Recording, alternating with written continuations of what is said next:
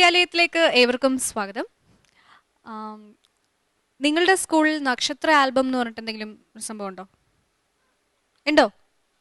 എന്താണെന്നൊന്ന് പറഞ്ഞു തരുമോ? നക്ഷത്ര ആൽബം ഞങ്ങളുടെ സ്കൂളിൽ നക്ഷത്ര ആൽബം എന്നൊരു പതിപ്പ് തയ്യാറാക്കുന്നുണ്ട്. വിവിധ നക്ഷത്രങ്ങളെ കുറിച്ച് പഠിക്കാനാണ് ഈ പതിപ്പ് തയ്യാറാക്കുന്നത്. ഓരോ വർഷവും ഞങ്ങളുടെ സ്കൂളിൽ ഈ പതിപ്പ് തയ്യാറാക്കുന്നുണ്ട്. ഓക്കെ, ഓരോ വർഷവും തയ്യാറാക്കുന്നുണ്ട്. ഓക്കെ, അപ്പോൾ ഓരോ വർഷവും നിങ്ങൾ ഒത്തിരി നക്ഷത്രങ്ങളെ കുറിച്ച് പഠിക്കുന്നുണ്ട് അല്ലേ? നക്ഷത്രം കൊള്ളാം, നന്നായിട്ടുണ്ട്. എന്നാലും CMS LP സ്കൂളിലെ അധ്യാപകർക്കും കുട്ടികൾക്കും ഒക്കെ ഇതുപോലെ വേറിട്ടതും വളരെ രസകരവുമായിട്ടുള്ള ഒത്തിരി പ്രവർത്തനങ്ങളുണ്ട്. അതൊക്കെ നമുക്കറിയാം. ആദ്യമായിട്ട് നമുക്ക് അവരെ സ്വാഗതം ചെയ്യാം ഹരിതവിദ്യാലയത്തിന്റെ ഈ വേദിയിലേക്ക്.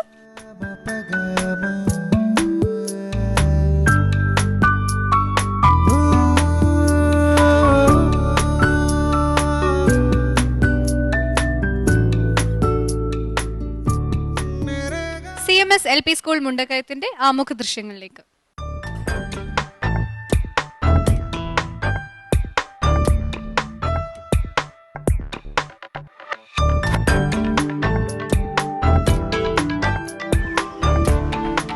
സത്യവും നന്മയും എനിക്ക് പറഞ്ഞു തന്നത് ഈ വിദ്യാലയമാണ്. എൻ്റെ കൂട്ടുകാരെ സ്നേഹിക്കാനും എനിക്ക് പറഞ്ഞു തന്നത് ഈ വിദ്യാലയമാണ്. എൻ്റെ എല്ലാ അറിവുകളും കഴിവുകളും എനിക്ക് പകർന്നു തന്ന ഈ വിദ്യാലയം എൻ്റെ ആരാധനാലയമാണ്. വലിപ്പത്തിൽ ചെറുതെങ്കിലും നൂറ്റാണ്ടിൽ പരം പാരമ്പര്യമുള്ള വിദ്യാലയമാണ് ഇത്. 1849 ഹെൻറി ബേക്കർ എന്ന ഒരു മിഷണറിയാണ് ഈ സ്കൂൾ സ്ഥാപിച്ചത്. നമുക്ക് നമ്മുടെ വയലിലും തന്തിനന്ദിനം തനദിനന്ദിനം തന്തിനന്ദിനം തനദിനം ഏറുകൊട്ട വെള്ളം കോരും നമുക്ക് നമ്മുടെ വയലിലും. സോ CMS LP സ്കൂൾ ഇന്നിവിടെ അവതരിപ്പിക്കുന്ന മാതൃകാ പ്രവർത്തനങ്ങൾ ഏതൊക്കെയാണ്? ഞങ്ങൾ അവതരിപ്പിക്കുന്നത് അക്കാദമിക് മികവ് കൂടാതെ സാമൂഹ്യ കൂട്ടായ്മ, വിഭവ സമാഹരണവും വിനിയോഗവും, ശുചിത്വവും പോഷകാഹാരവും. CMS LP സ്കൂളിന്റെ മാതൃകാ പ്രവർത്തനങ്ങൾ നമുക്കൊന്ന് കണ്ടു നോക്കാം. കൂട്ടുകാരെ, നമുക്കിന്നൊരു പാട്ട് പാടാം.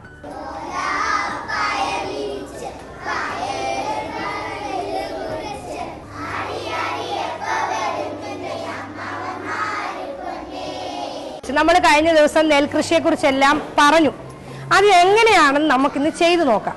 ദേ ടീച്ചർ ഇവിടെ ഒരു പാഠം കൊണ്ടുവന്നിട്ടുണ്ട്. നിങ്ങൾ കണ്ടോ എല്ലാവരും? വിത്ത് വിതയ്ക്കണം. വിത്ത് എങ്ങനെയാ വിതയ്ക്കുന്നത്? അശ്വതി വന്നെന്ന് കാണിച്ചേ. ഇനി നമുക്ക് എങ്ങനെയാ നമ്മുടെ പാടത്ത് വിത്ത് വിതയ്ക്കണം നോക്കാം അല്ലേ? ചെയ്യുമ്പോ എന്തായി മാറും?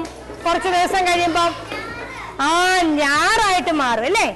റീസയുടെ ബെഞ്ചുകാർ വന്ന് അത് ഞാറാവുന്നൊന്ന് കാണിച്ചു തരാവോ? ഇനി ആ കതിരാവുന്നൊന്ന് കാണിച്ചു തരാവോ? അഖിലിന്റെ ബെഞ്ചുകാരുവാ. കതിരെല്ലാം പാകമായി കഴിയുമ്പോ എന്ത് ചെയ്യും? നമ്മള് കൊയ്തെടുക്കും. റീസയുടെ ബെഞ്ചുകാർ വന്ന് കൊയ്തെടുത്തേ.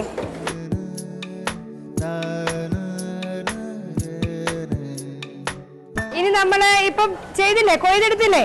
അതുവരെയുള്ള കാര്യങ്ങള് നിങ്ങളെ നെൽകൃഷിയെ കുറിച്ച് ഒരു കുറിപ്പ് തയ്യാറാക്കാമോ?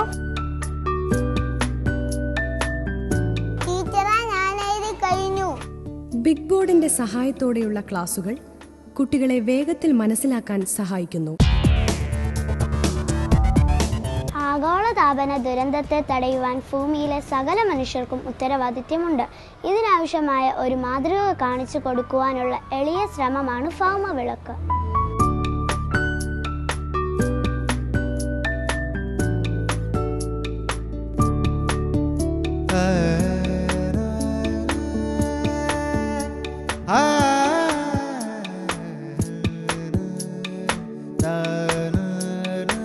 ഞങ്ങൾ സസ്യങ്ങളെ സ്നേഹിക്കുന്നു. ഇതാണ് ഞങ്ങളുടെ സ്കൂളിലെ ഔഷധത്തോട്ടം. ഞങ്ങൾ ഇതിനെ എന്നും നനയ്ക്കുകയും സംരക്ഷിക്കുകയും ചെയ്യുന്നു. ഞങ്ങളുടെ പാഠഭാഗങ്ങളിലെ പല കാര്യങ്ങളും നേരിട്ട് കണ്ട് പഠിക്കുവാനും മനസ്സിലാക്കുവാനും എല്ലാ വർഷവും 3-4 ദിവസം ക്യാമ്പ് കൊണ്ടുപോകാറുണ്ട്. ഇതാണ് സഹവാസ ക്യാമ്പ്.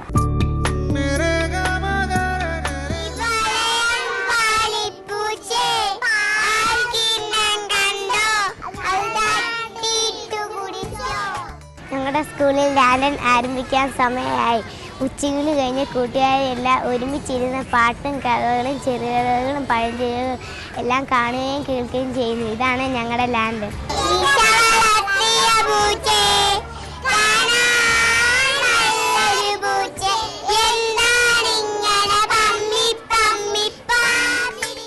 ഇതാണ് ഞങ്ങളുടെ ശാസ്ത്രഭരണി. ഇവിടെ എന്തൊക്കെ സൂക്ഷിച്ചിരിക്കുന്നതെന്ന് അറിയണ്ടേ?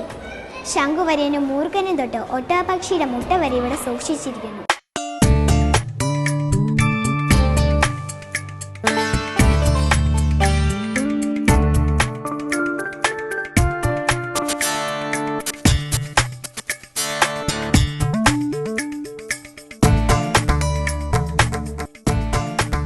എല്ലാ സ്കൂളിലും ഉച്ച സമയത്തേ ഉള്ളല്ലോ ഭക്ഷണം.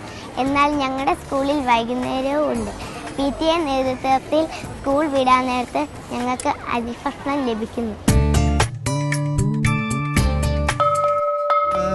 വിദ്യാഭ്യാസത്തിന്റെ എല്ലാ മേഖലകളിലും വിജയം യാഥാർത്ഥ്യമാക്കി ഈ കൊച്ചു വിദ്യാലയം മുന്നോട്ട് തന്നെ. നിങ്ങളുടെ സ്കൂളിൽ ഓസ്ട്രിച്ചിന്റെ മുട്ടയൊക്കെ ഉണ്ടോ? അല്ലേ? എനിക്ക് ഇന്ന് ഓർമ്മയുണ്ട്. ഞാൻ ഒട്ടകപ്പക്ഷി, അതിന് ഓസ്ട്രിച്ച് എന്നും പറയാം. ഞാൻ 1ാം ക്ലാസ്സിൽ പഠിച്ചിരുന്നപ്പോൾ എനിക്ക് ഇന്ന് ഓർമ്മയുണ്ട്. കേട്ടിട്ടുണ്ടോ? ഓസ്ട്രിച്ച് എന്ന് നേരത്തെ കേട്ടിട്ടുണ്ടോ? ഉണ്ട്. കേട്ടിട്ടുണ്ടോ? എവിടെയാ ഈ ഓസ്ട്രിച്ച് ഉള്ളത്? മരുഭൂമിയിൽ. ഏത് മരുഭൂമിയിൽ? താർ മരുഭൂമിയിൽ. ഈ താർ മരുഭൂമി എവിടെയാ? അത് നമ്മുടെ നാട്ടിൽ മുണ്ടക്കയത്തിനടുത്താണോ? അല്ല. പിന്നെ തിരുവനന്തപുരത്തിനടുത്താണോ? അല്ല. പിന്നെ എവിടെയാ? ഈ വലിയ വലിയ രാജ്യങ്ങളിലാണ്. വലിയ വലിയ രാജ്യങ്ങളിലൊക്കെയാണ് മരുഭൂമികൾ ഉണ്ടാവുക. നമ്മുടെ ചെറിയ രാജ്യമില്ലേ, നമ്മൾ മരുഭൂമിയാക്കാൻ ഒരുപാട് ശ്രമിക്കാറുണ്ട് അല്ലേ, പറ്റണില്ല. ആ ശരി. അത് കാര്യം എന്ന് വെച്ചാൽ ഞാൻ ഉദ്ദേശിച്ച ഓസ്ട്രിച്ചും ആൾ ഉദ്ദേശിച്ച ഓസ്ട്രിച്ചും വേറെയാണ്. കാര്യം എന്താ വെച്ചാൽ ഞാനൊക്കെ ഇത് കണ്ടിട്ടുള്ളത് എൻ്റെ സ്കൂളിൻ്റെ നിന്ന് ഒത്തിരി ദൂരെ ഒരു ഓസ്ട്രിച്ചിൻ്റെ ഫാം ഉണ്ടായിരുന്നു. അവിടെ ചെന്ന് ഞങ്ങൾ ഇതിൻ്റെ മുട്ട കണ്ടിട്ടുണ്ട്.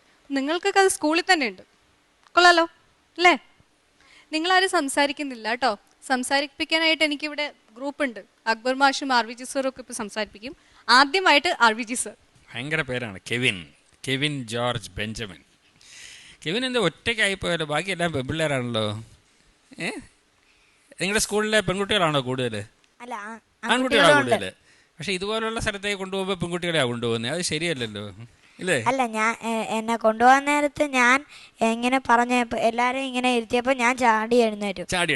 അപ്പൊ എന്നെ ഇങ്ങോട്ട് കൊണ്ടുവന്നു. ബാക്കിയുള്ള ആൺപിള്ളേരൊന്നും ചാടി എണീറ്റില്ല? അങ്ങനല്ല. ആൺകുട്ടികൾക്ക് ചാട്ടം കുറവാണോ അവിടെ? പെൺകുട്ടികളൊക്കെ ചാട്ടക്കാരികളാണ് ആണോ? അല്ല, സാറിനോട് ഞാൻ ചോദിച്ചു. അപ്പൊ സാറിന് ഇങ്ങോട്ട് കൊടുത്തു. കെൽവിന് നല്ല ഉത്സാഹം ഉണ്ടായിരുന്നു. എന്താ ബാക്കി ആൺപിള്ളേർക്ക് ഉത്സാഹം കുറയാൻ കാരണം? അറിയില്ല. അവിടെ എങ്ങനെ സ്കൂളിലെ എല്ലാ കാര്യങ്ങൾക്കും പെൺകുട്ടികളാണ് മുമ്പില്? അല്ല, ആൺകുട്ടികളും ഉണ്ട്. ആൺകുട്ടികളുണ്ട്. വിട്ടുകൊടുക്കരുത് കേട്ടോ. പെൺകുട്ടികളൊക്കെ അങ്ങനെ അവരിങ്ങനെ ഇപ്പോൾ ഇത്രയും എത്ര പേരാ നിങ്ങൾ വന്നേ? 6 പേര് വന്നതിൽ 5 പെൺകുട്ടികൾ. അത് ശരിയായില്ല. നിങ്ങളുടെ വിഭവ സമാഹരണത്തിൻ്റെ ഒരു സവിശേഷത എന്താണ്? അത് നിങ്ങളുടെ ഒരു മികവായിട്ട് എടുത്തു പറയാൻ കാരണം എന്താ? ഞങ്ങളുടെ വളരെ സാധാരണക്കാരായ കുട്ടികൾ പഠിക്കുന്ന സ്കൂളാണ്. പിന്നെ അതുപോലെ മാനേജ്മെന്റ് സ്കൂളാണ് എയ്ഡഡ്. അപ്പം നമുക്ക് സർക്കാരിൽ നിന്ന് ഒരുപാട് പൈസകളൊന്നും കിട്ടാൻ സാധ്യത കുറവാണ്. അപ്പം നമ്മുടെ ഭൗതിക സൗകര്യങ്ങൾ, അക്കാദമിക സൗകര്യങ്ങളൊക്കെ വർദ്ധിപ്പിക്കാനായിട്ട് PTA സഹായത്തിലൂടെയുള്ള പ്രവർത്തനങ്ങൾ, അതുപോലെ നമ്മുടെ സ്കൂളിൽ പഠിച്ചു പോയിട്ടുള്ള സാധാരണക്കാരാവുമല്ലോ. അതെ, അതിലും കൂടുതലായിട്ട് ഉദ്ദേശിച്ച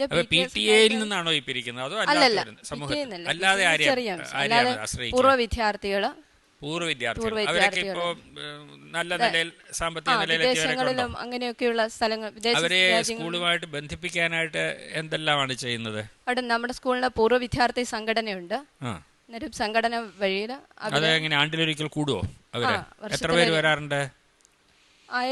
അന്നേരം സമയത്ത് അവിടെ ഉള്ളവര് മീറ്റിംഗിൽ എത്ര പേര് വരും? 100 പേരൊക്കെ വരാറുണ്ട്. 100 പേരൊക്കെ വരാറുണ്ട്. അവരെന്തെങ്കിലുമൊക്കെ സംഭാവന തരുമോ സ്കൂളിന് വേണ്ടി? എത്രയൊക്കെ? 100, 200 ആണോ? 1000? അല്ല, വിദേശങ്ങളിലുള്ളവർ അവരുടെ സ്ഥിതികളനുസരിച്ച്. വിദേശത്തുള്ളവരൊക്കെ ഉണ്ടോ? വിദേശത്തുള്ളവരുണ്ട്. അവരുടെയൊക്കെ ലിസ്റ്റ് ഉണ്ടാക്കിയിട്ടുണ്ടോ നിങ്ങൾ? പൂർവ്വ വിദ്യാർത്ഥികൾ ഇങ്ങനെ വരുന്നവരുടെയൊക്കെ അഡ്രസ്സൊക്കെ ശേഖരിച്ച് സ്കൂളിൽ ലിസ്റ്റ് ചെയ്ത് വെച്ചിട്ടുണ്ട് ഞങ്ങൾ. ചെയ്യുന്നുണ്ട്. ഫേബ ഇപ്പം നിങ്ങളുടെ സ്കൂളിൽ ഇങ്ങനെ പൂർവ്വ വിദ്യാർത്ഥികളിൽ നിന്നൊക്കെ പണം കുറേയൊക്കെ കിട്ടുന്നുണ്ട്. അപ്പം നിങ്ങളുടെ അഭിപ്രായത്തിൽ ഇനി എന്താ അവിടെ വേണ്ടത്? ഈ പണം കൊണ്ട് നമുക്ക് പുതുതായിട്ട് എന്തെങ്കിലും ഉണ്ടാക്കണം. അപ്പോൾ സ്കൂളിന് എന്ത് വേണം?